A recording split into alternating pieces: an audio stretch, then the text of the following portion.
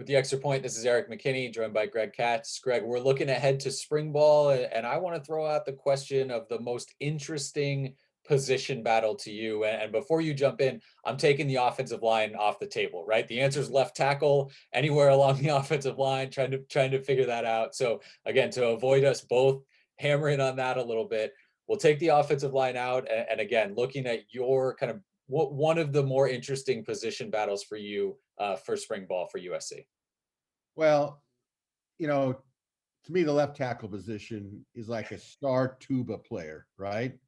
It's really important, especially if your band is based on tubas, right? Like the air raid is based on pass blocking. That being said, to me, any orchestra needs a conductor.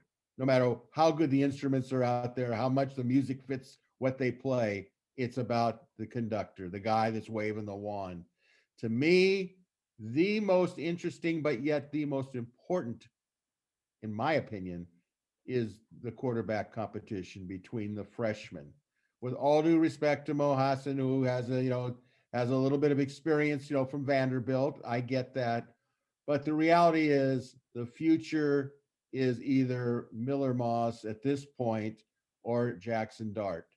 And what they do, I have little doubt that one of those two is going to be on the field in the fall.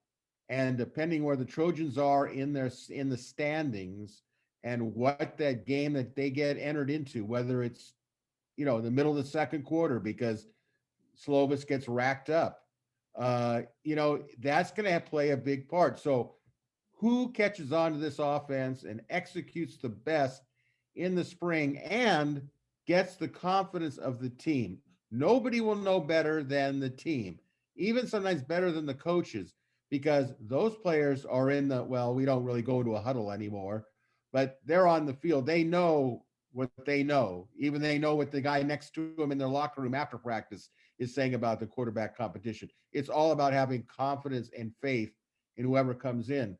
So let's just assume that it's for the sake of argument, it's Miller Moss.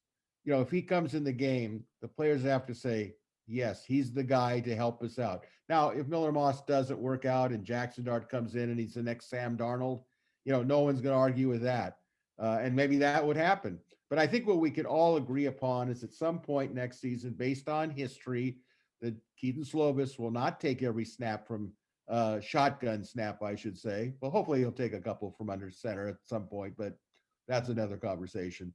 But the bottom line is I think that that competition in the spring is going to be fascinating to watch which one of those two compete and to see who rises. It's really about who can be mentally tough, in my opinion. Yeah, absolutely fascinated to watch those two guys, and really two guys with very different skill sets and what they bring to the field. And honestly, I have gone kind of back and forth trying to in my head figure out who it could be, who might win that battle. I think it's extremely even heading into this, and both guys I think are very capable of ending up grabbing that spot like you said. For me, I'm going to go to the other side of the ball. And I'm going to say it's that safety position that it no longer belongs to Talanoa Hufanga, and who fills that in. I think is going to be interesting and important because of what Hufanga did last season. I mean, you take what he did last year, the fact that it seemed like he started out absolutely on fire and somehow was getting better toward the end of the season.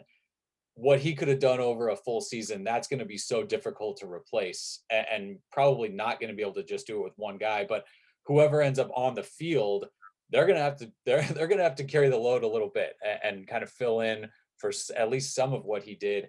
Xavier Alfred, the Texas transfer, is absolutely going to be, I think, a guy to watch. He's got some playing experience and certainly familiar a little bit with that system because he was recruited to Texas by Todd Orlando, by Craig Navar. So there's some understanding from kind of both sides there. He's certainly hit the ground running at USC. Chase Williams is a guy that has a lot of playing time at USC, filling in a number of different roles. And I think he's a guy that maybe gets looked at. And then you've got three early enrollee freshman safeties. And those guys are going to be interesting to watch. I don't know if any of them are beating out some of the veteran guys, but it starts to give you more, personnel, more opportunities to see different guys in that spot, and ultimately finding someone back there who's comfortable playing next to Isaiah Pulomel, comfortable kind of doing all the different things maybe that the coaches asked Talanoa Hufanga to do.